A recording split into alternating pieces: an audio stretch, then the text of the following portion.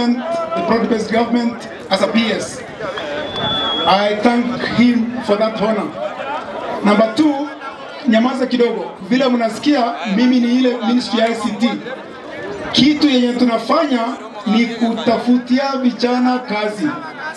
And one of the things we are doing ni kuleta hiyo ya digital superhighway na creative economy.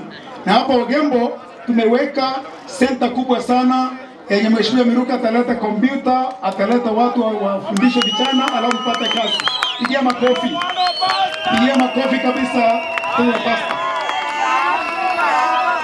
Ya pili na ya mwisho, me, I serve in the national government. This is our government. This is the government of the Republic of Kenya.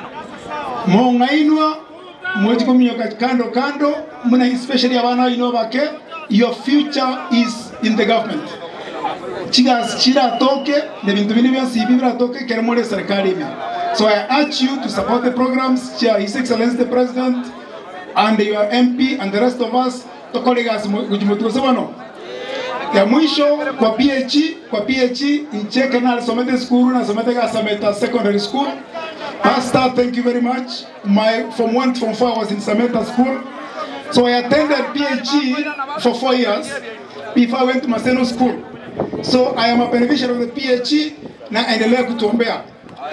Kwa hii mchango ya leo, mimi na rafiki yangu mwenzangu PS John Tanui mwenye yuko hapa, sisi wawili tumeleta 1200. Alafu ngoja kidogo, ngoja.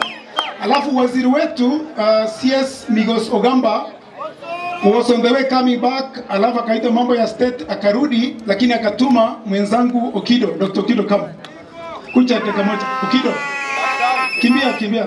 So nataka atangaze hiyo pesa ya waziri because waziri is not around. Alafu tupeane hiyo pesa.